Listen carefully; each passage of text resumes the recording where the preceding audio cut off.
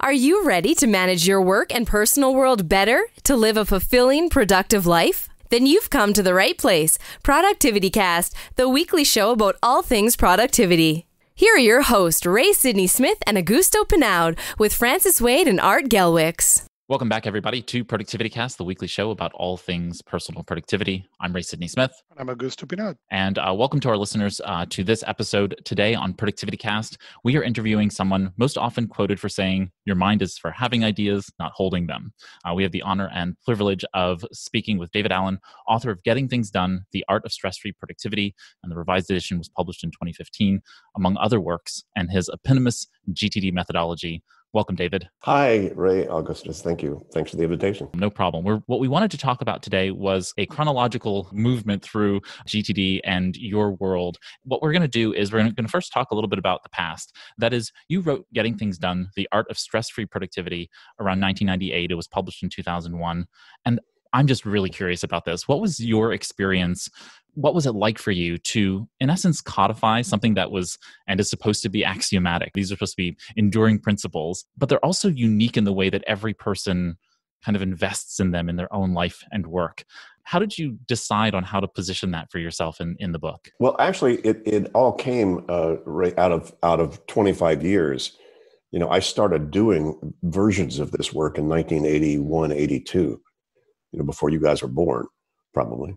And so it was really more out of thousands of hours I spent both in the training and executive coaching field and world with this methodology. The first decade or so really identifying it and refining it, and then just spending an awful lot of time delivering and developing and continuing to refine the methodology itself, but the basics of it really haven't changed even since then. So I knew what I was writing about. What I didn't know how to put it in a book. So that was a challenging experience. It was funny, almost becoming an alcoholic, writing a book about the stress-free productivity. Because I tried to write the book like I gave seminars and keynote speeches, and it doesn't work that way. Books are very different media for people to engage in. So that's why it took 4 years from the time I pulled the trigger in 97 to start actually formulating the book.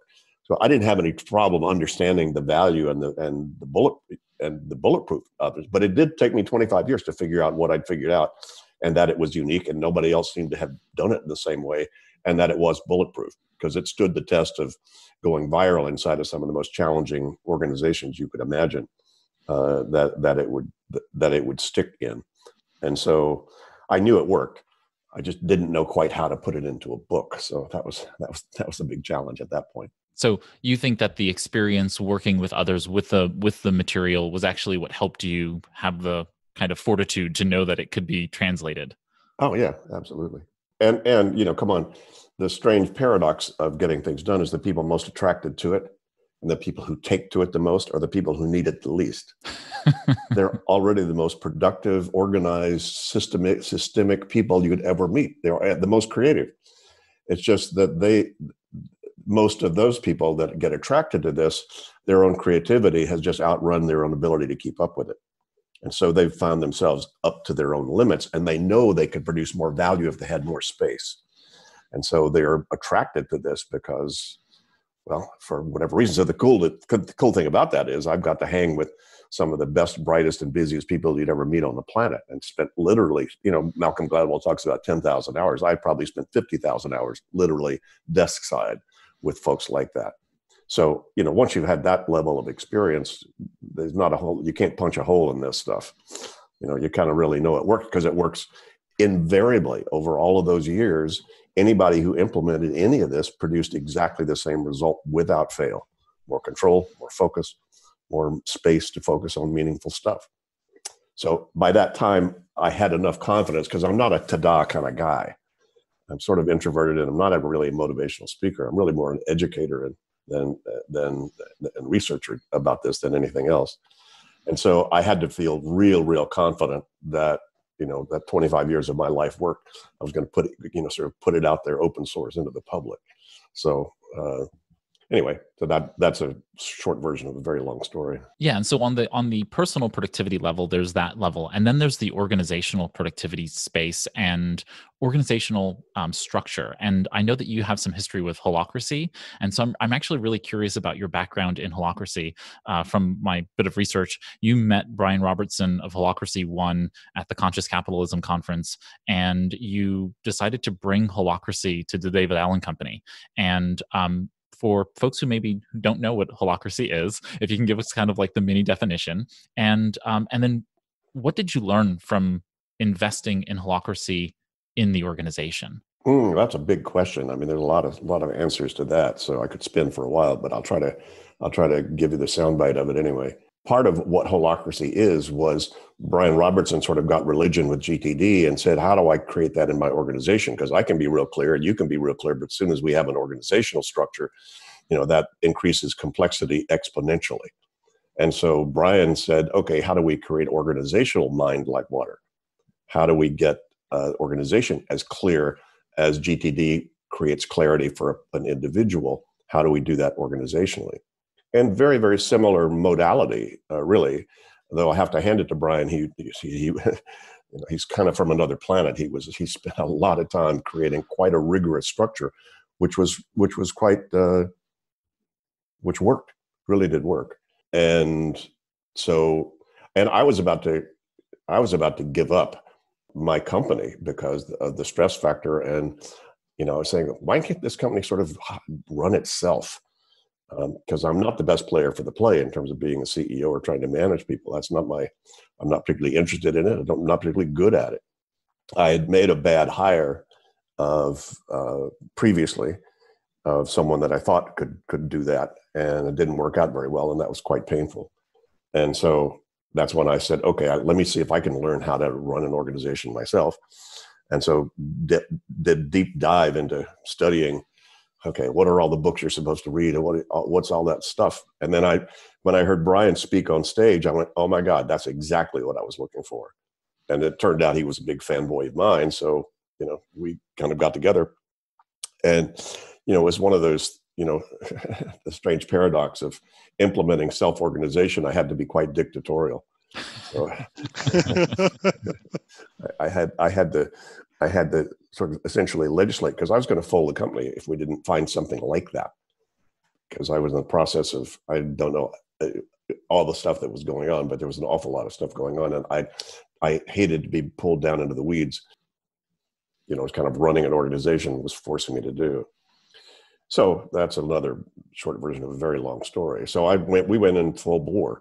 I think Brian would probably tell you, I think we were probably the first company, and we were only 50 people at the time.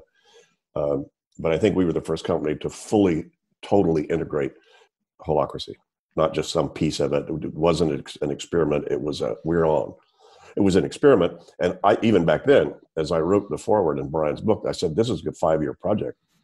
I knew at that time it was going to take that long to find out how this worked, if it really worked, because it was such an operating system change, for an organization, that you couldn't tell overnight whether it was really worked or not. Although from almost the very first implementation, the first sort of taster governance meeting that Brian and his partner, Tom Thomason, came out to California where we were at the time, and they ran our leadership team through a holacracy governance meeting, and we just blew us all away.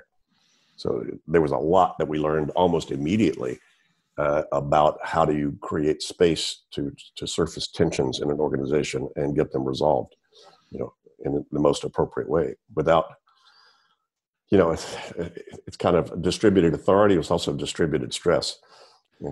So, okay, let's everybody experience what I've been experiencing, in terms of being accountable for what happens in the company and how it goes. That's one way to create stress-free productivity, is to distribute it. All right, I'm going to turn this over to Augusto. Let's dig into some GTD stuff. Your book introduced the weekly review as one of the important components, and it's also one of the most challenging things to consistently do in the Getting Things Done methodology. It seems like we're terrified to look at our projects and our life. In my own experience, I have come and split the get clear, get current and get creative, because I have discovered that helped me keep the mental energy that I require to finish a good weekly review. Otherwise, what happens is my mental power runs out at the end of get current and I never get to get creative. But you have said, I try to make the next action decision when I am smart. So when I'm completely dumb, I can make smart things. Or I may be misquoting you, but something on those lines. Why is so exhausting and taxing this process of the weekly review when really well done or properly done, it releases so much energy? It requires thinking. Thinking's tough. Ask any writer. No, you have to think. Okay, so don't do it. Then what are you doing? Then you're trying to do a weekly review all the time and never finishing. Right? That's why I say I think about once a week. Because when I think, I sit down and really think this stuff through. I'm smart. I make good creative decisions. I park stuff at appropriate places. So the rest of the week, I don't have to think that much. I just do. But then I have to, within about 7 days, I better think again, because my doing has kind of gotten out of shape and it's not current anymore. And other things have shown up. And so in order to trust the system has to be complete and current. So your mind cannot let go unless it trusts that the system is better than it is. It cannot. So for the system to be better than your mind, the system better be better than your mind. Most people get some stuff out of their head and feel a little bit better, but they never really get there because they don't trust either their head or their system anymore. And it's very easy to fall off the GTD wagon very fast, because as soon as your lists are not complete, you're going to feel like it's too much trouble to keep it up.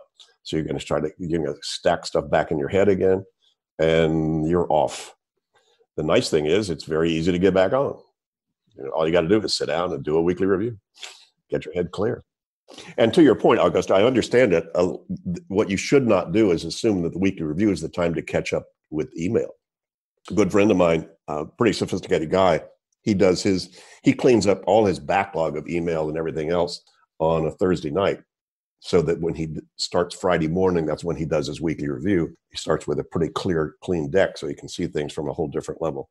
Yeah, that's a part of the reason I separate that, what you call the get clear, because of that allows me to plow to most of that. So when I come to Friday morning for that weekly review, it's not that I don't have, but I have maybe day and a half or less of input that I need to process. So the brain power gets much stronger when I get to that, get creative part, and allow me to think through. Otherwise, I don't have the mental power to go through a whole weekly review to think that much. If I, use your words on that. But it is a component on how much exhausting is to think, or it's also a component of fear of everything that you have on your world. Well, you can only do one thing at a time. And so, this is one of those, is the glass half empty or half full? You're either feeling really terrified about all the stuff you're not doing, or you're just feeling really comfortable about talking to me right now. And this podcast is exactly what you need to do, given everything else that are options in your world. It's like looking at a menu. You don't eat everything on the menu. You just kind of pick what I want to take off the menu to do. And so all these lists and all of that stuff that you're looking at are just menus of options about things to do. And if you think you could do them all now, you're just spoiled. So there's a big cure for that. It's called get older. When you have fewer summers ahead than summers behind, right? The goal, I think, that you talk about of thinking once per week, do you think that the engaging process, like when people are engaging, that type of thinking is different than the type of thinking they have to do when they're in that planning mode in the weekly review? Like, how do you see the doing part and thinking as it relates to doing and engaging in your work? Well, actually, the thinking, it just says, is, come on, let me quote the late, great Peter Drucker. The biggest challenge for knowledge workers is defining what your work is.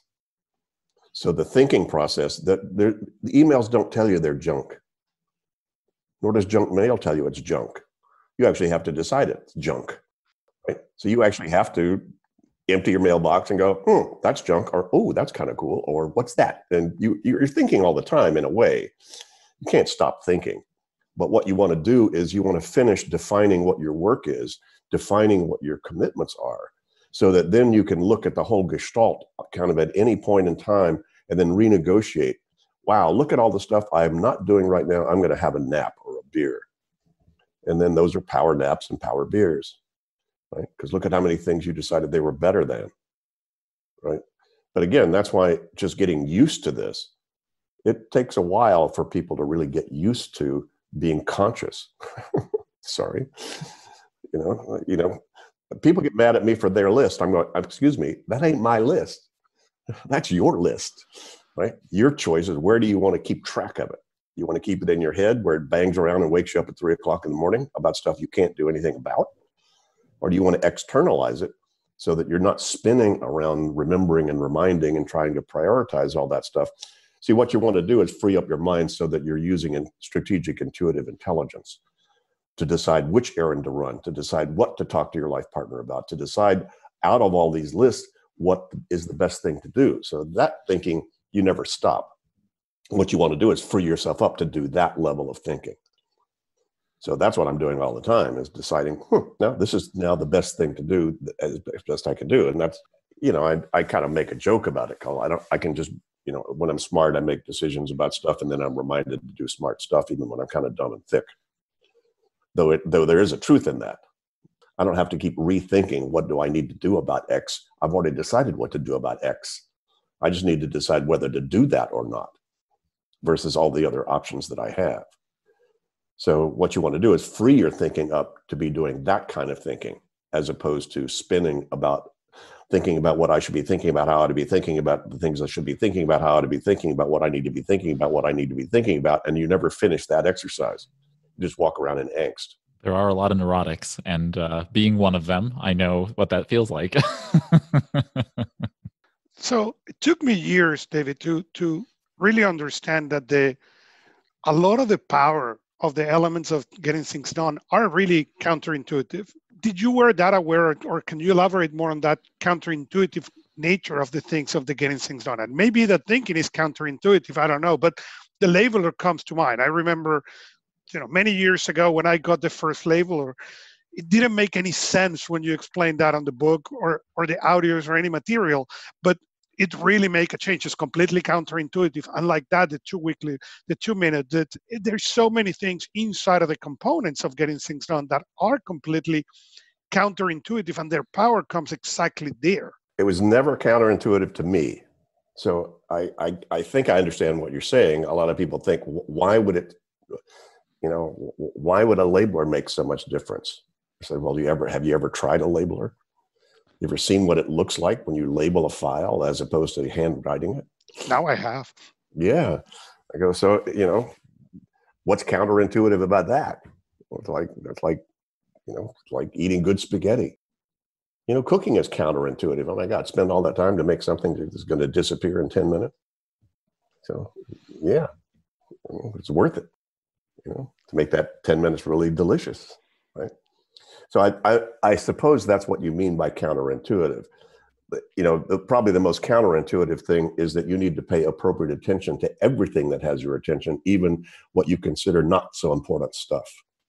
Because if you don't pay appropriate attention to those things, they will start to take more of your attention than they deserve. As soon as you tell yourself in your head you need cat food more than once, you're inappropriately engaged with your cat. Right? So it's not so much about getting things done. It is about getting things done, but it's really more about appropriately engaging with all of your commitments in life. And so appropriate engagement means you've got to identify them, clarify what to do about them, and organize the results of that thinking. Otherwise, that small little dorky stuff starts to take wind out of your sails and reduce your optimal ability to really focus appropriately on the most important things. So yes, that is, I understand that is somewhat counterintuitive. Because people, well, wait a minute, let's get to the important stuff. Let's get organized. And say, well, yeah. Well, we need to set priorities. I go, well, tell me all your options. Well, I don't know what all my options are. Why don't we start there? Sometimes the smartest thing to do is go buy cat food because your brain is toast. So even the small stuff, I call the magic in the mundane, sometimes just doing the dorky little things that you got to do. I just created 20 or 23 2-minute tips for turbulent times. I don't know if you guys have seen that yet on our GTD YouTube channel, but some of those things are like, hey guys, just go fix or finish something. Just walk around. Anything you can do in 2 minutes. I mean, change the damn light bulb. Jesus, why? How often are you going to walk by and go, God, we ought to put a new light bulb in there? How often does that door squeak before you should just go get some WD-40 and spray the sucker? You know. So sometimes just stuff like that. Sometimes just those little things get you back in the driver's seat again and get your energy up. So then you're ready to tackle the ugly email you need to respond to, or the business plan you need to grapple with. I wanted to go a little bit deeper here into some more theoretical GTD stuff here. Having been steeped in your material since the book came out in 2001, I picked it up off a bookshelf in Barnes & Noble, and I've been a convert and an advocate and a practitioner ever since. And there are some folks like Professor Cal Newport who have been a bit critical of GTD. He has this thing that he calls deep work, and he defines it as the ability to focus without distraction on a cognitively demanding task. These efforts create new value, improve your skill, and are hard to replicate. And then he calls shallow work the opposite, kind of non-cognitive, logistical, distracted, and minor duties. His notion that he thinks that GTD sees all work as equal. I'm frequently perplexed by the misunderstanding of types of work and equal management of that work. And so my question is kind of twofold here in this vein. Is all work equal in GTD, and are next actions shallow work in Newport's thinking? How do you rationalize the kind of definitions of things like deep work and shallow work versus the threefold model, or just the idea of context-based work and having context-based actions lists? Well, I would challenge anybody to say, okay, tell me the most strategic, important, deep work you need to do. What's your next action on that? And if you haven't decided what the next action is, you haven't finished your thinking about what to do about whatever you think that deep work is. Now, if the deep work is, I need to sit down and meditate on this for an hour, that's fabulous, great. Or I need to draft ideas about X, Y, and Z, fabulous. Believe me, I spent thousands of hours with some of the most senior, sophisticated people you ever meet, having them, get everything out of their head. And how many of those things, actually some very strategic and important stuff, has a less than 2 minute thing that they could do right then. But they just haven't decided what doing would look like. So deciding what doing looked like, if you think that's a small thing, come on, that's how you live your life, right? So it's not a small thing. You're doing all the time. You can't stop doing. Even if you sit down to do deep work, that's what you're doing. You're still doing. You just need to make sure you've got space to do deep work, right? And I don't care how mindful you want to be. If you need cat food keeps popping into your head, why don't you just put that out and post it on the fridge, right? So that it's off your mind. See, my critical driver is, what do you need to do to get your head clear? Because I think deep work really happens best when you're present and you have a clear head.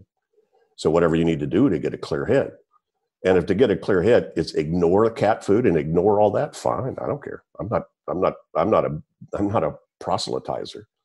I'm just giving you information. If you want a clear head, you better grab anything that's on your mind and get it off your mind. That's deep work, frankly. Getting yourself prepared for being spontaneous and being intuitive, being strategic. Yeah, this definitely affirms my beliefs on that notion. And I struggle with the term deep work all the time. I've actually recoined what I do as focused action sessions, just because of the notion that I don't like the idea of being in a place where I'm not moving things forward. And if that means moving things forward is the mental hard work that needs to be done, that's fine. But the notion of deep work versus shallow work, as you said, the next most strategic thing could be change the light bulb. And that is a strategic progressive action toward an outcome. And so I just struggle with that whole deep work, shallow work. Well, we're on the planet, from my experience, basically for two critical things: completion and creation. You need to be accountable for what you've put into motion. You call it karma, call it whatever you want. But if you've made a commitment with yourself at any level, you will eat it unless you complete it or get in control of it, whatever that is. And then you need to be accountable that once you get your head clear because you handle the completion side of things, then where do you point yourself? Where do you point? Where do you point your creativity? What are you doing? So it all comes down to those two things. So if you say deep work, that's the deepest work you could do, is complete everything that you've started and to be accountable for what you're creating and putting into motion. I don't think there's any deeper work than that. That may look like a lot of different things. It may look like changing the light bulb, or it may look like, figuring out how to invent a light bulb. But I've never been able to do deep work without doing something like drafting or writing or mind mapping or doing something like that. Sometimes deep work happens while you're just on a walk doing nothing. Doing nothing to me is one of the most delicious things you could possibly do, because then you're really open for the universe to sort of give you all kinds of good ideas, you never thought of before. I know you and I met at a time where the Palm Pilot is still available and it still existed. And I always regret that day I did not challenge to a race on graffiti, because I was pretty fast too. And I've always regret that I did not challenge you then. But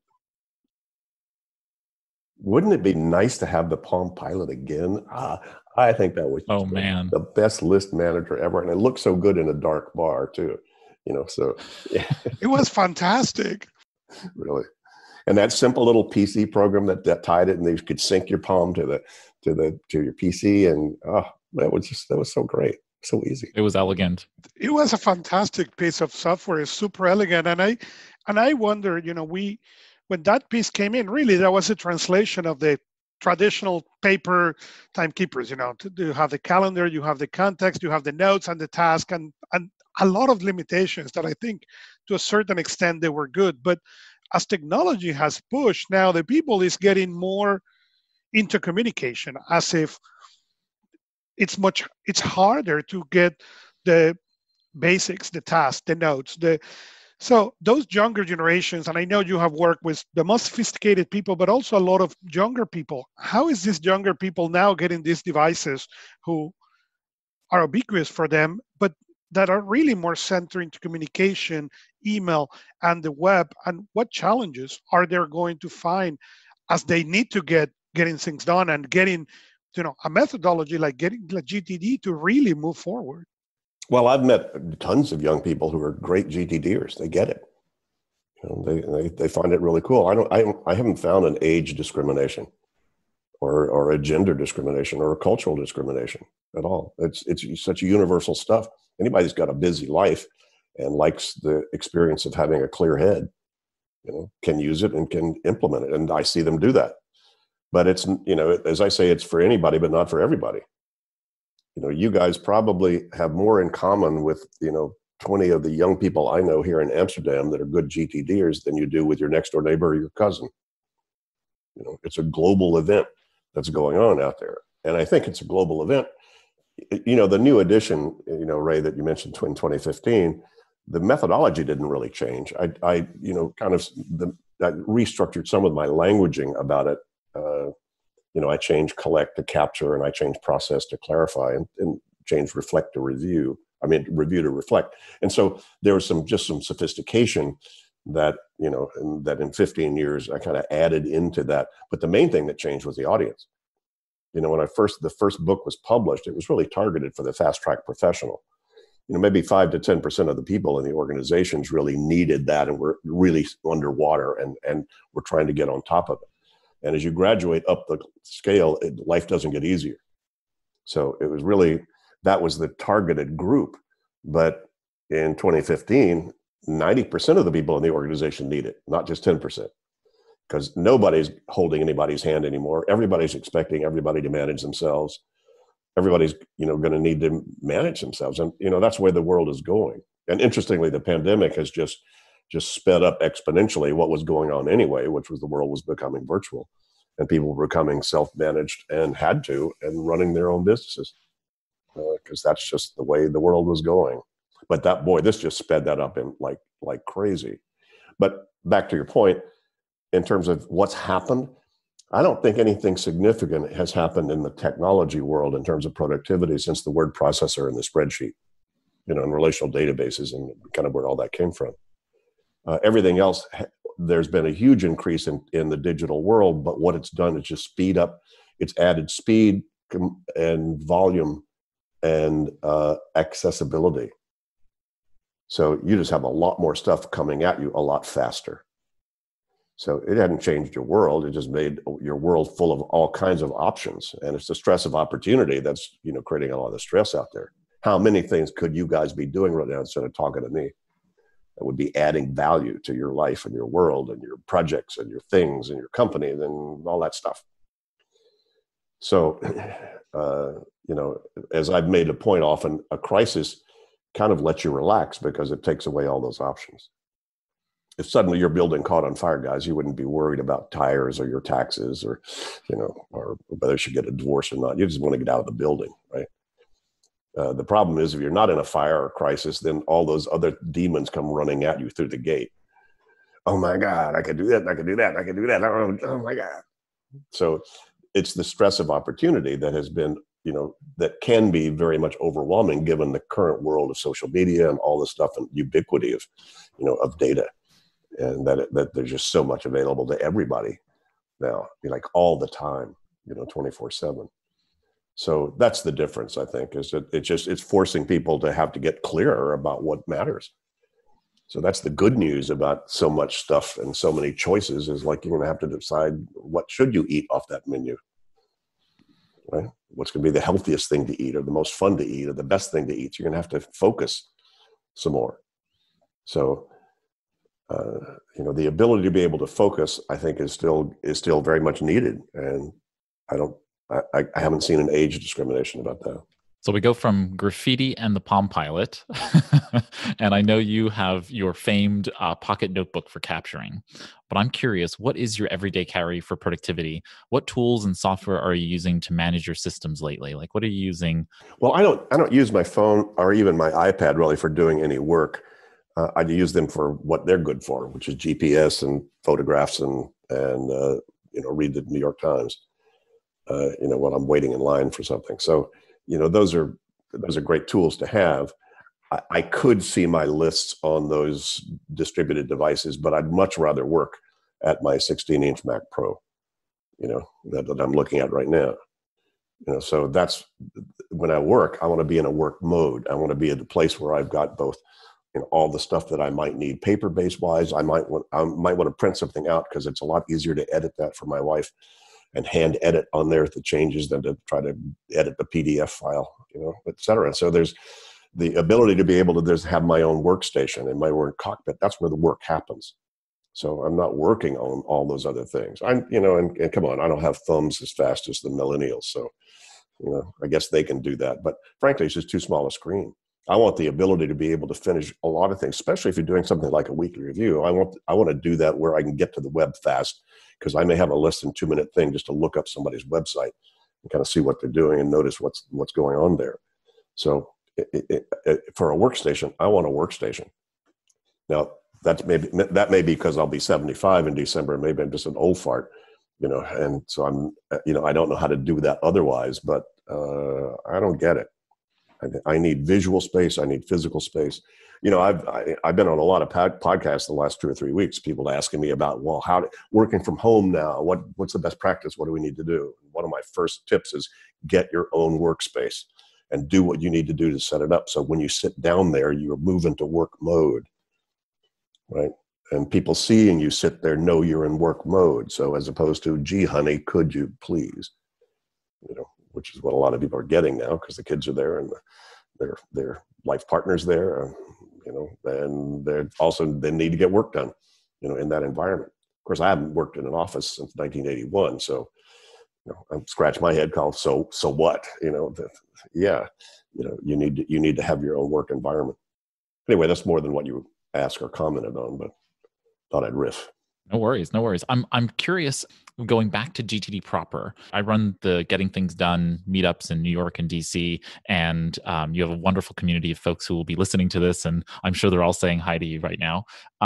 But in that sense, the number one question I usually get asked by folks is, in what order should someone new to GTD or in need of a refresher kind of start with your materials? You have Getting Things Done itself. You have Ready for Anything, from 2004. You have Making It All Work from 2008, I believe it is. And then you have the new GTD workbook, which you published a couple of years ago. And so now, how does someone get started? Is it just one of them they should dive into? Should they go in another order than the publication chronology? Where should someone new jump in? Probably if they're brand new to it, that's why we wrote the workbook. And again, I'm not an instructional designer. The getting things done, the book is daunting. It's very easy for people to just get freaked out when they pick that book up, because I put 25 years of my experience into that little book. I didn't hold back on anything. I put the whole model in there. And so I understand that it could be quite daunting for people to try to engage just with that book, though a lot of people did. I mean, Ray, you probably did. You just picked it up and kind of went page by page, and had people literally pick it up and then go, then it took a weekend and implemented the whole thing just by reading the book. I'm in my 23rd reading of it. That's a rare bird. 23rd. I hadn't heard that many yet, and it's a different book every time you read it, I'm sure. That's what is more surprising to me. I don't know if I have 23rd, but it says once a year, so 2004, at least 16. So, and it's a different book every year, yeah? Yeah, it really is. And so I don't really know where to tell people to start, but that's why we wrote the workbook. And again, I'm not an instructional designer. I don't do that very well. As I said, it took 25 years to figure out what I'd figured out, and probably the rest of my life to try to figure out how to distribute it, get people to buy it, and to get it to stick. And none of those are my area of expertise. So over the last 5 to 10 years, we've run across some of the best of the best instructional designers who came to us and kind of, elegantly slapped us around and said, God, you've made it too complex. You need to make it much easier, lower the barrier of entry for people to actually get involved in that. That's why we wrote the Getting Things Done workbook, as it didn't really step down the model. It just gave people 10 steps. And, we put, QR codes in there. So people, once you read the little thing, you can then see me talk about it for 5 minutes or 3 minutes, about that, kind of make it a little hipper and, more current, about that. But that would be the easiest way to start. Just do those 10 steps. And it's the same thing I would do if I sat down with anybody. Let's do these 10 steps. First thing is get it in basket and get a big pile of paper, and then let's empty your head. That's not going to change no matter who does it or no matter where you start. You need to start there, really. So that would be my suggestion, is just to get the book. And, I wrote the book in 3 parts. Kind of agonizing as I start to write the book. I realized that my first draft just didn't work, because there were 3 things I wanted to do. First of all, I wanted to give people the model so they could see what it was pretty easily and simply. I wanted to actually walk them through the implementation of the model if they actually wanted to do that. Because there's a lot of, okay, take this here, put this here. And then there's also and oh, by the way, there's some stuff that's going to happen that may surprise you, when you actually implement some of these simple little things out there. And it turned out that I tried to write all that like I did a seminar, which just didn't work. And so dark night of the soul, I'm like, oh God, this just doesn't work. And so I actually tore up the first draft and took the next year to write a draft and wrote the book in 3 parts. First part gives you the model. Second part actually walks you through the implementation of it. Third part is the oh, by the ways. So if if someone is interested in that, or if they have fallen off the wagon and want to get back on, they can't beat the book. Probably a great way to do it. Or just go look at, just go to the GTD YouTube channel. My God, I hadn't even looked on there. I think there are 40 things of me doing TEDx's and just talking about various aspects of this. All you have to do is get around me and hear my voice, and they'll start to turn you on. Just because, for whatever reason, beats me, but people get around me, they can't help it. They start to think about this kind of stuff in this kind of way. I guess because just this 74 years of experience kind of comes across. I always quip that you and Stephen Covey are the voices that I can listen to on an audiobook and just have it on loop. Dr. Covey just had one of those voices. I don't know if you've ever heard Dr. Covey speak, but but his voice just is one of those that not only calms but has this clarity and resonance with it that just always captivated me. And since I was really young, and speaking of that, I wish that I had GTD taught to me in an age-appropriate way when I was in primary school.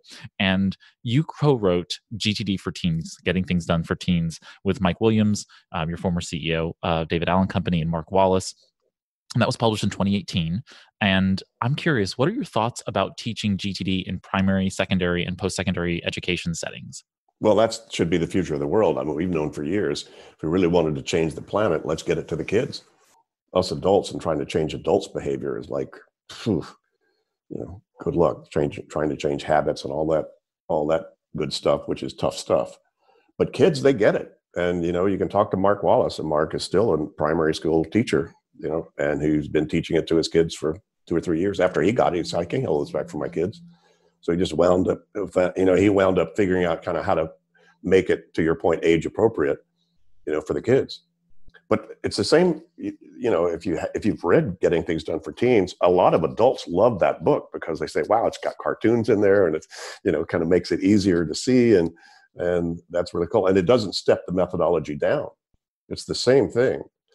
I mean, the CEO comes back from a board meeting. They still have to empty their briefcase with the business cards they collected and the receipts for the lunch or that they need to do something with, and the notes that tick for the meeting and what they have to decide about. And a 9-year-old boy still needs to empty his pack and find the note from the teacher that his mom needs to sign. Same thing, right? It's just different content, but it's the same process. And kids get it. They say, oh, that's how you're supposed to do this. Okay. Yeah, so that's kind of the hope of the world. We just never been able to find a really good business model, to be able to get it into the school system. Apparently that's quite a morass if you're trying to do that. But there are people working on that now, to see where that could go. I know Vital Smarts, our exclusive distributor now in the US and Canada, has already got work going on for schools. Because, Stephen Covey's work, 7 Habits, was quite successful in terms of schools. But what happened was they got a lot of companies to fund it, to be able to get it in there. So, yeah, all good stuff. That's I guess, sort of the future out there. If we could find a way to do that. I'm not a parent, not a teacher. I don't know how to approach that world. So I just have to wait and see if somebody else just kind of shows up magically to help us do that. But as a parent, I can tell you that, and I concur to something you said early today. I have my office has the desk where I'm talking right now, and have a leather seat on the corner. And the kids know that if I'm sitting on the desk, they are not supposed to come and interrupt me unless it's important. But if I'm sitting on the leather seat, they can come and talk and interrupt me and all that. So they learn all those things much faster than the adults. The adults in the house don't have learned that component yet. That's funny. Yeah, good for you. So you had mentioned that you've been publishing the 2-minute tips for turbulent times on YouTube and on the GTD podcast, which listeners can access from gettingthingsdone.com/TTTT. And you've mentioned on occasion that the greatest human fear is being out of control. And I'm curious, what's some advice you have for listeners to get mind like water, get into that ready state during this global health crisis? To you guys, it's going to be the big duh. How about you capture everything that's got your attention now because of the change and the surprises you've had to go through? Identify those new projects that you've now got. Identify the old projects you need to let go of or park to the, after pandemic list. In other words, you need to catch up. You need to pull up the rear guard, given the change situation. See, there's a maturity of getting things done and people's experience and the trajectory of experience with it over the years we've watched. At a certain point, these kind of changes and surprises and major life transitions throw you off your game, throw you off your GTD practice. Say, oh, I got too busy. We just sold our house. We just had a baby, and I'm getting divorced, and just found out I have a life-threatening illness, or whatever the hell those things are, that are usually those kind of times that test the mettle of your system. And then at a certain point, when those things happen, you get on GTD like you've never been on it before, so that you can get back in control and back in the driver's seat, even though you feel like you've been thrown off the surfboard. So it's like, we use the surfboard analogy. It's like having the surfboard allows you to surf on top of the waves. Mind like water can sometimes feel like a pretty turbulent place, but as long as you got a good board, you're cool. But even if you got a good board, you're going to fall off. But good surfers have an ankle tether tied to the board, so they get back on real quick. And the more you trust you have an ankle tether, the bigger waves you're willing to surf. So the more you trust you know how to do GTD, it's kind of the strange zen of it. I can let my life kind of get way out of control. And sometimes I do, because I know I can get back fast. So, I get to get crazy and just go be spontaneous and just let stuff pile up and whatever, because I know how to zero that in basket out faster than most anybody else I know. And because I know how to work the system, gives me a lot of freedom to not have to be in the system all the time. So, so back to your point about how do you get to mind like water? You get to mind like water the way you do it anytime. Get the stuff out of your head that's got your attention right now. Start to pay attention to that. Define new projects, define the old projects that needs to be renegotiated, and take a look around. And one of my 2-minute tips is do a worst case scenario so that you can relieve that fear. Could you handle it if it gets as bad as you think it might possibly get? And that's not necessarily a fun exercise, but it's a very important exercise, because if you don't do that, there's a part of you subliminally that keeps being afraid of it. So I think the way out is through. If you sit and stare at it and look at it, and then it's about current reality, guys. It's like, how do I find out what current reality is? And you can't beat current reality. And so what's real right now? How much money do you actually have in the bank? What's real? Oh my God, everybody's leaving the company. Who's leaving? Well, Susan said she thought she might want to change jobs. And people just tend to exaggerate like crazy and generalize like crazy and then freak themselves out like crazy, because it allows them to be in complaining victim mode, as opposed to, okay, what the heck am I going to do about this right now? I want it to be different. What's my desired outcome, and what's the next step I need to take to move the needle on it? I'm not saying this is easy, guys, especially in situations like this. Wow, what just happened? Okay, what do I want to have true? Well, I want to feel comfortable. I want to get onto cruise control with my family now that we're all home for God knows how long. Great. That's a project. What's your next step? Oh, I need to order a desk. I just read an interesting statistic about how many small desks are being sold around the world now. I think IKEA is probably in great shape. So, yeah, here in the States, there is no monitors, no second monitors. Amazon can deliver you one. Yeah, well, so that's my answer is like, okay, what's current reality? And to that effect, I think I don't know if you've heard me in any other podcast or whatever talk about it. People ask me favorite books. I've just read a book last year, fabulous book by Oliver Burkeman called The Antidote. It's happiness for people who can't stand positive thinking. And it's really a great book. If you haven't read it yet, it is totally fun. He's a great writer. He's a GTDer too, by the way. So Oliver Burkeman, The Antidote. He talks a lot about the Stoics that I hadn't done my own history about what the Stoics were really like. Everybody thinks they were sort of hard-nosed and ascetics or whatever, but they were really about current reality stuff, right? Don't just go na-na-nu-nu.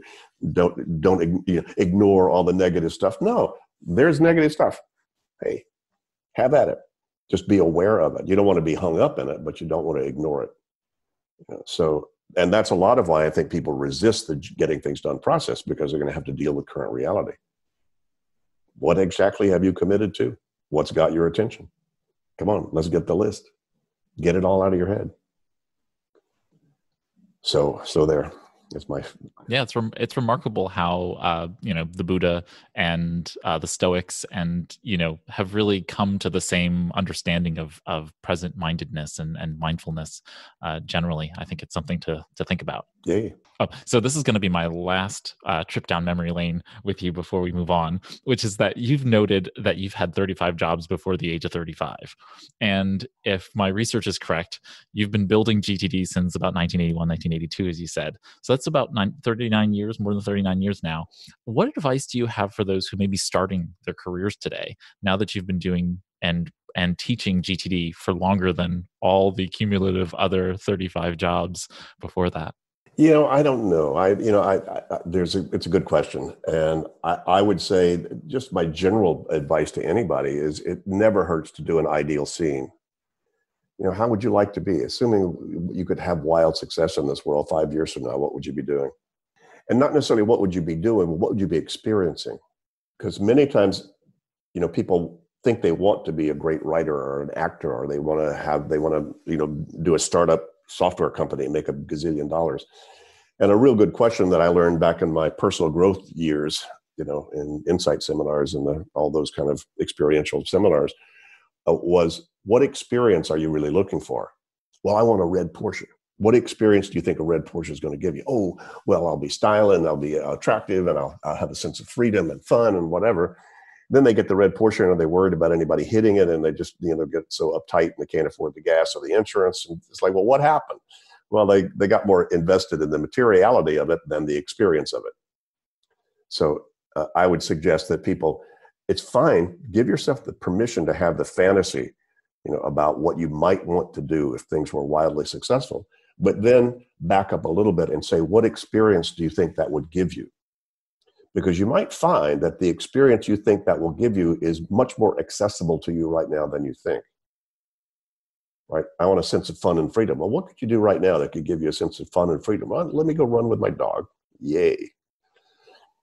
So sometimes it's the inner experience or the experience that you're really looking for. We call that in Insight seminars, we call that symbols versus experience. I want the symbol, but what I really want is the experience I think that symbol is going to give me. So that's probably a core piece of advice I would have for anybody. And go ahead and embarrass yourself with the biggest fantasy that you could come up with. As a good friend of mine, my spiritual coach years ago said, why do people lose in their own fantasies? Who else is looking? So go ahead, fantasize like away. And then, then come back to current reality, but not only fantasize, but then imagine the experience it would give you.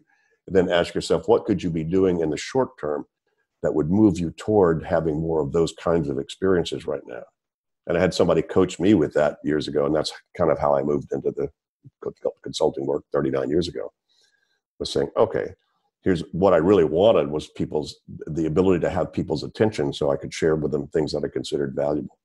They said, well, gee, David, what could you do in the short term that would allow you to get more people's attention?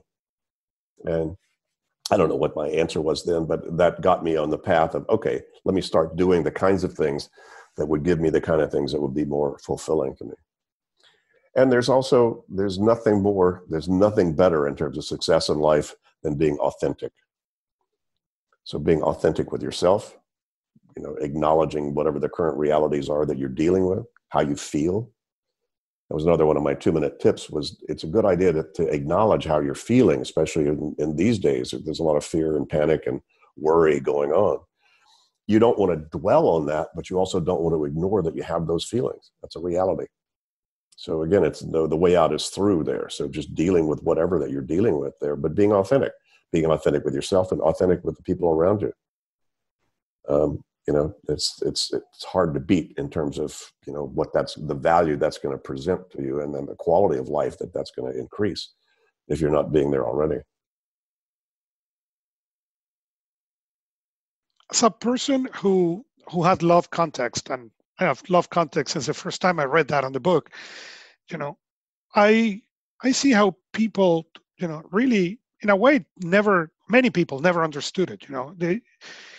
It's been interesting to see people struggling during this pandemic, with what you call the current reality, but also see how inside of some of these GTD groups or people who practice the GTD, how their contexts are disappearing with this pandemic. They change from 10 contexts to at home, okay, maybe at home and at computer, and how they are struggling with that. But now that the world is going to start slowly open, I'm sure we're going to see the struggle on the other way as some of those contexts turn irrelevant, okay? And what advice do you have for those people who their world was turned around by the pandemic, their context disappear, even GTDers, and now that they're going to discover that their context are not permanent. And you share that. I remember many years ago, you had a program called Getting Things Done Fast that I think my CD is pinned still by itself on the box of so much I listened to that. But you talked there on your experience with your cell phone and your sailboat.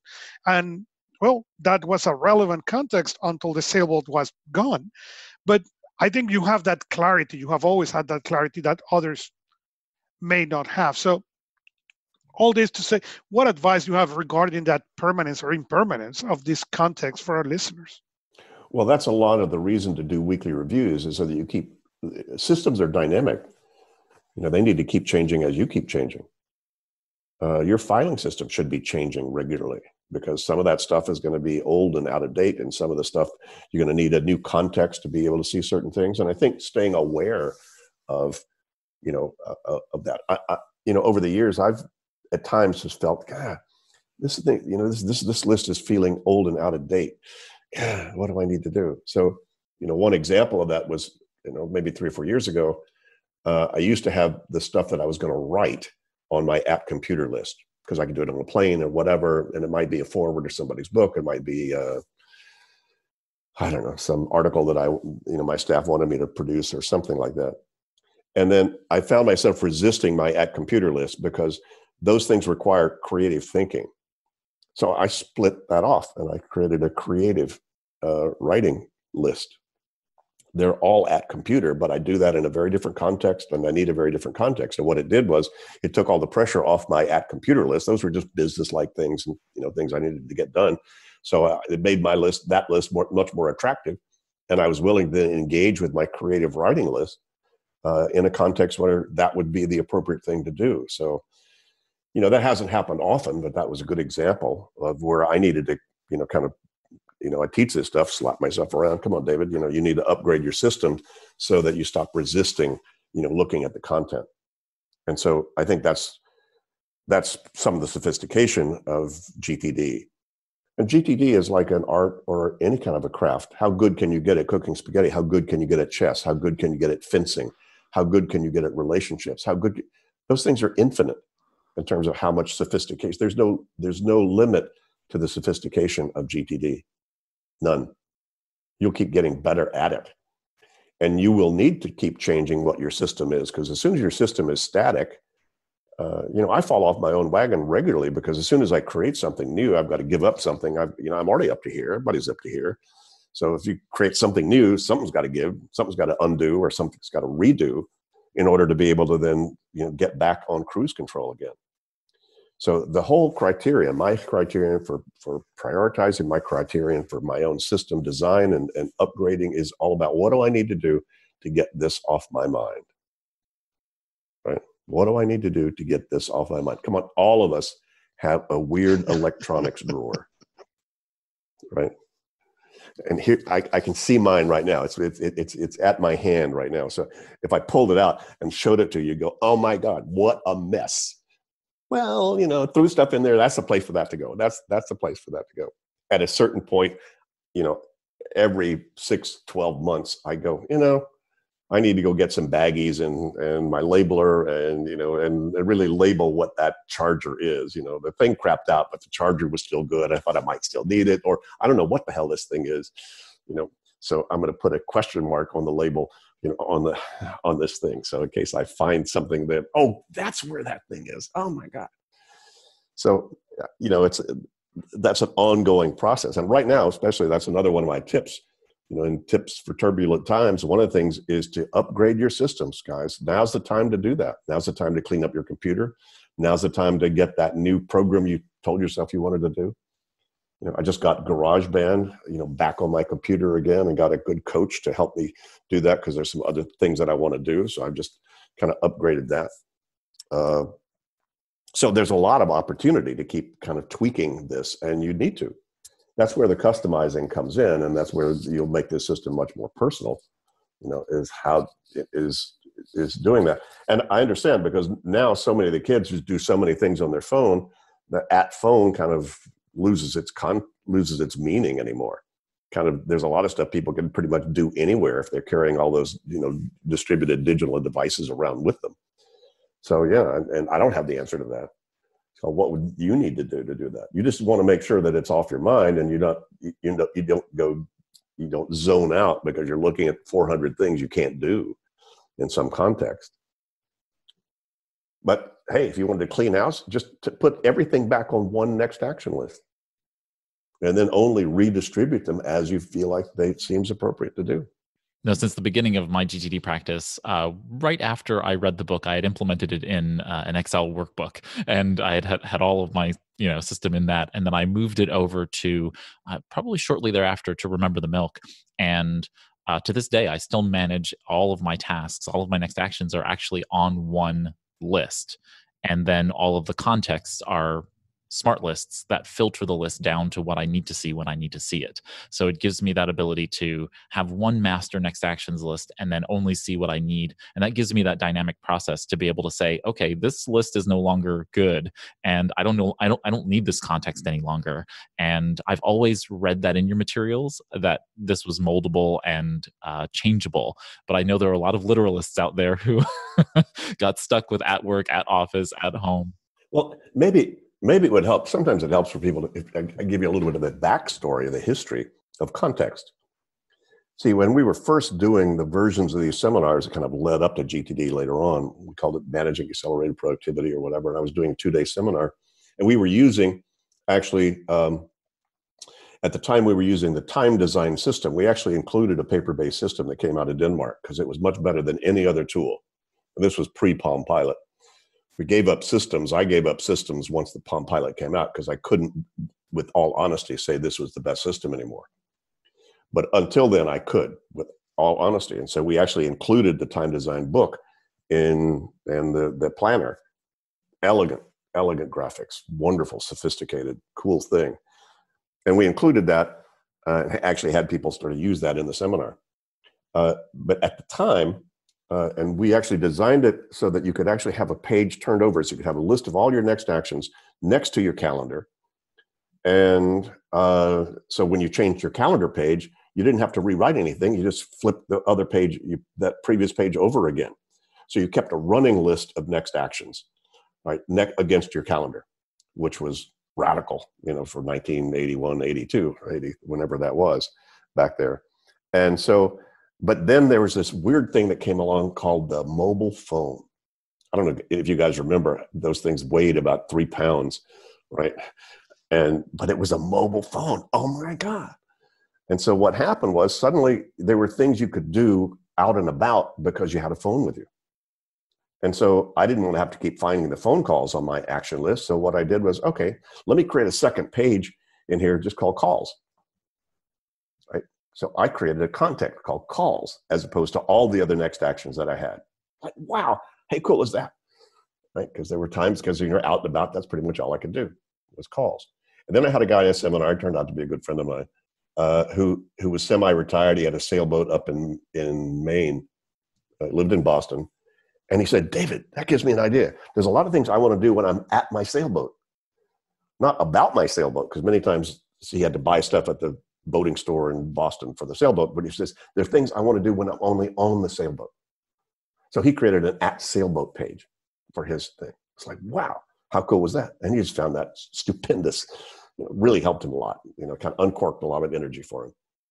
And then some point, the Palm Pilot came out where you could create lots of lists very easily and move things from one list to the other, much more easily than you could in paper-based system. And that's when the whole idea of, well, that kind of makes sense to start to organize things because it's easy to do. These are things at the office, these are things to do at home, these are errands to run, et cetera. That's where all this came from. So there was no like grand epiphany. It's like, oh my God, you need to organize everything by context. No, it just turned out to be quite practical, to do that. Made a lot more sense to be able to manage the list a lot more easily.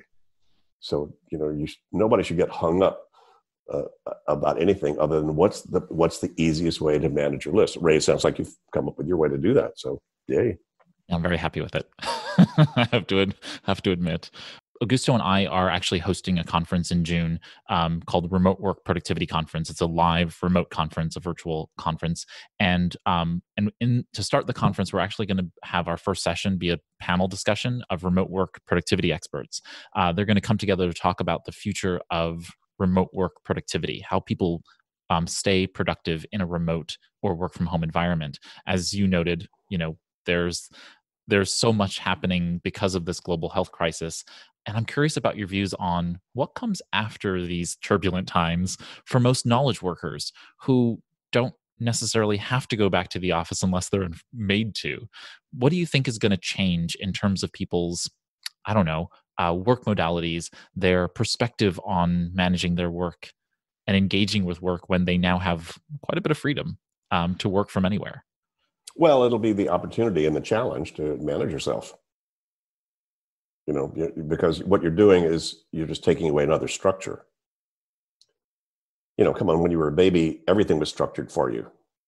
Food, your clothes, everything else. At a certain point, you got to an age where you could put on your own clothes. At a certain point, you got to a point where you could actually feed yourself. Right? At a certain point, you got to. So I could go through the path of how you've matured in your life, where you no longer had an external structure. You had to build your own structure to make that happen. In the US anyway, when kids leave high school, they lose mom as their trusted system, right? One of the reasons we wrote Getting Things Done for Teens, because a lot of kids never learned how to do that because they could trust that both school and mom, held the structure sufficiently for them in terms of what they needed to do. So this is just another level of that. Hey, now you do not have an office to go to where you see everybody doing the same kind of thing, so you better do the same kind of thing so you look good, right? Now you don't have that structure anymore.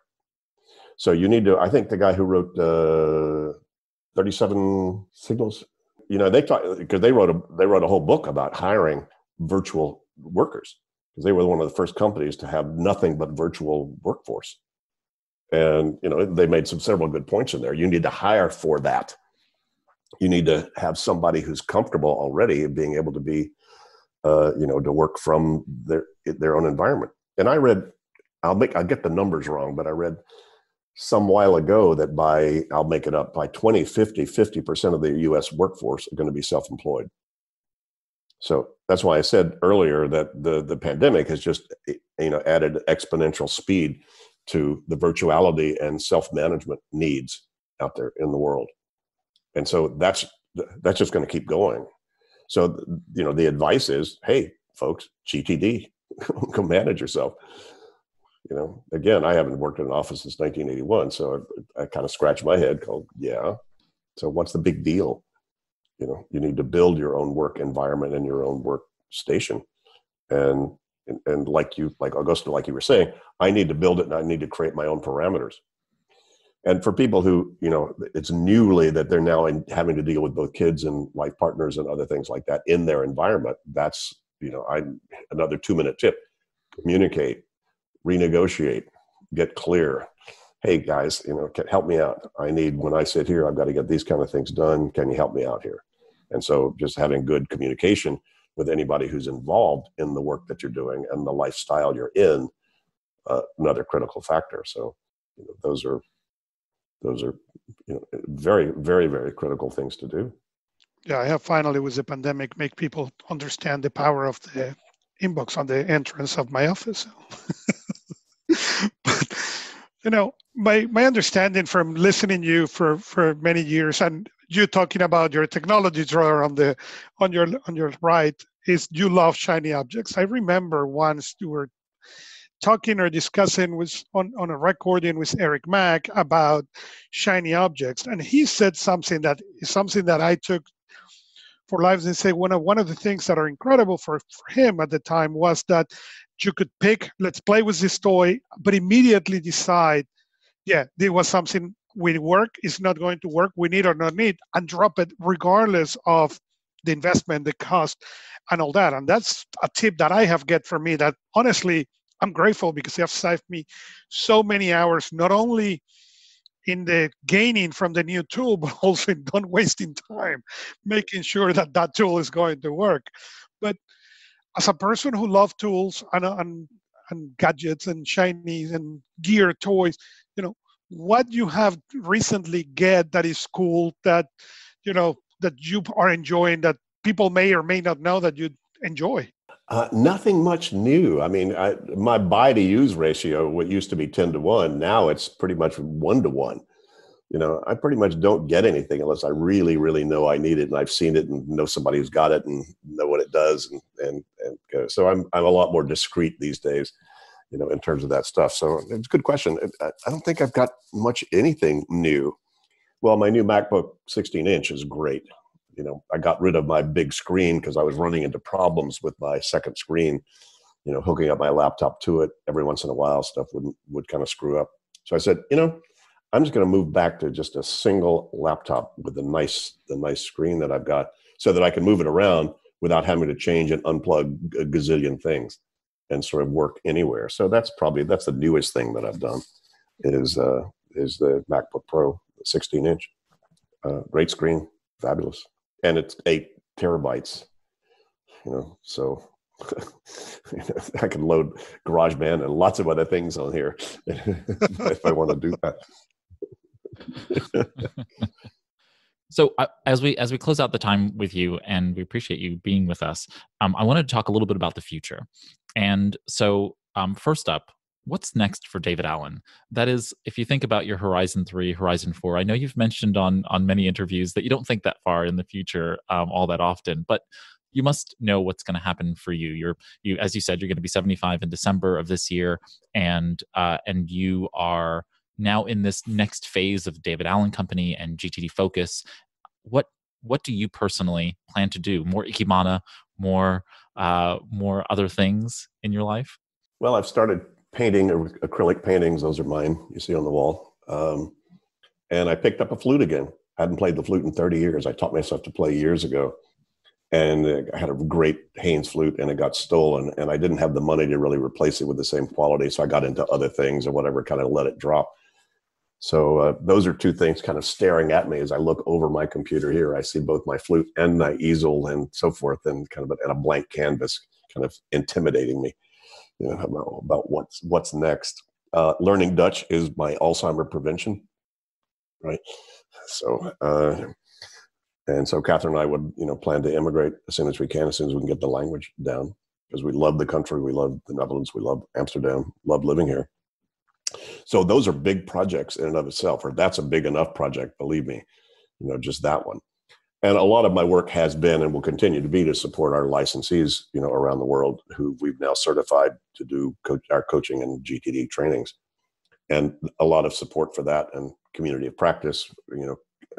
We just had a great session yesterday with about 30 coaches, that we've certified all over the world, from South Africa, from Canada, from Brazil, from Germany, from Australia, whatever. So we have a whole world network now of really, really cool people that have been trained and certified, which is not an easy thing to do. This is not like a mail order certification for GTD, believe me. And so supporting all of that's a lot of what I've done over the last 2 or 3 years. And Amsterdam, certainly more the center of the world than Santa Barbara was, in terms of being able to get around and help folks and show up and do press and so forth. And golly, guys, I'm still doing 2 or 3 podcasts a week, have for the last 20 years. I keep thinking at some point, everybody who's going to get GTD will have got it. And then I'll have to go back to being a waiter again, which would be okay. I love being a waiter. It was my second favorite profession. So that's kind of the future. And again, we have a big mission. It's called to create a world where there are no problems, only projects.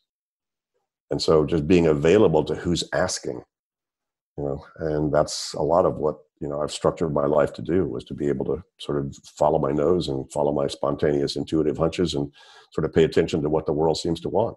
So, and, we've just, thank goodness, we've spent the last 2 years building a virtual version of GTD online, and now that's coming online fast. So being able to build and support the virtual world of communicating the getting things done stuff is also kind of a new frontier, and one where I'm very much involved in, and sort of doing ad hoc stuff like my 2-minute tips for turbulent times and stuff like that, and being able to do that easily. And now I can just punch a button or two, and as you guys know, and it's done, and it's now out there. And we've got a good social media guy who's, getting it all in the right places at the right time. So that it's more of a service than anything else, just to let people get some of these tips, in case they're helping at all with what's going on. And, just assuming and hoping, kind of did a worst case scenario myself. We could sort of survive because most of our income is coming from all of these partners, and, all of their stuff just got canceled, all their live stuff. So just seeing how soon that's going to turn around and change. Things will turn around. There will be a post-pandemic world, but I'm not quite sure. I know my 2 doctors that I've talked to in the last week I've asked them about how's telemedicine, and they were both surprised by how easy it was. And they didn't think they would be able to sort of navigate that world where they could do it, virtually and see, patients and clients. But I think a lot's going to happen. And there's a lot that's going to happen in the world because a lot of the world has been talking to each other that would never talk to each other before. The scientists, the environmental people, lots of other people out there. So there's been there's a lot of those connections have been made, and they're not going to disappear. Right? So we're going to be in a more global world. We're going to be in a more sensitive world, I think, about a lot of things. And certainly, to your point, there are going to be a lot more people working from home, and it's kind of needing to manage and navigate their life independently. So my future is just to be as available as I can for all of that, and sort of maintain as best we can a business model so I can keep doing it. So people will be able to go to gettingthingsdone.com and take a self-paced virtual course at some point in the future, is what I just heard you say? They probably will. Right now, it's live virtual. So right now, there's a live virtual training. And VitalSmarts is actually offering a live virtual training in the US and Canada. And we now have that available globally for all of our global partners. And I don't know if you know, but Stephen Covey's son, David Covey, is our partner who's helped us build our sort of global network out there. So nice. It's a nice world, and it's a great world. A lot of people are in communication with each other in ways and probably more sensitively than they would have normally done before, simply because of what's gone on. So there is a silver lining. Totally. And I very much echo your sentiments in terms of what the future holds. So I thought we would end the interview with the toughest question I could possibly ask you, which is that you lived in Ojai, California. So I'm guessing, Santa Barbara and wine country for many years, where you ran the David Allen Company. So the only question I could ask you is, what's your favorite wine? Really, really, really good wine. Well dodged. And I love all types. Come on. I mean, Chateau de Cayme, if you give me a Sauterne, Cristal, if I had to drink champagne, though Dom Perignon is not bad. I love the dry and crisp stuff. If I had the money and if I win at the tables at Las Vegas, I would usually order a Chateau Lafite or something, a fabulous red Bordeaux. And I love the Burgundy whites, the Chablis, the all that good stuff. And I love the Bordeaux reds. I love Italian, almost all of them. So there's a big list. Well, I just wanted to say on behalf of both Augusto and myself, thank you. Are you going to send me all of those? We will find a crate. We will find a crate. Well, I just wanted to say that 20 odd years ago, I picked up Getting Things Done, like I said, off a book in Barnes & Noble, off a shelf in Barnes & Noble. And it fundamentally really changed my life. It created a community. I would not have met some of the most wonderful people I have in the world, and people who I consider dear friends to this day, Augusto included, and many other folks, Michelle Gunn, who runs the GTD Virtual Study Group podcast, and so many other people around the world. And so I just wanted to thank you for putting this out into the world, putting this out into kind of open sourcing it, as you've called it, and making it available to us so that we can all live more productive, vibrant lives. And so thank you, David. Thank you for being with us. Thank you for being with us on the planet. And thank you for being here on the show. Thanks for the invitation. This was fun, guys. Yay. That was David Allen, author of Getting Things Done, The Art of Stress-Free Productivity. While we are at the end of our discussion, the conversation doesn't stop here. If you have a question or comment about what we've discussed during this cast with David, please visit our episode page on ProductivityCast.net. There on the podcast website, at the bottom of the page, you can feel free to leave a comment or a question. We read and respond to every comment and question, so just feel free to shoot us a message down there. If this is your first time with us, please consider adding us to your favorite podcast app. If you click on the subscribe tab on ProductivityCast.net, you'll see the instructions to follow us and get episodes downloaded for free every time a new one comes out. If you have a topic about personal productivity you'd like us to discuss on a future cast, please visit ProductivityCast.net/contact. You can leave a voice recorded message or type us a message like typed text message, and maybe we'll feature you on a future episode and that topic. Thanks to Augusto Pinaud and, of course, Francis Wade and Art Gelwicks, who aren't with us in this episode, but join us every week here on ProductivityCast. You can learn more about them and their work by visiting productivitycast.net also. I'm Ray Sidney-Smith, and on behalf of the ProductivityCast team here, here's to your productive life. Take care, everybody. That's it for this ProductivityCast, the weekly show about all things productivity, with your hosts, Ray Sidney-Smith and Augusto Pinaud, with Francis Wade and Art Gelwicks.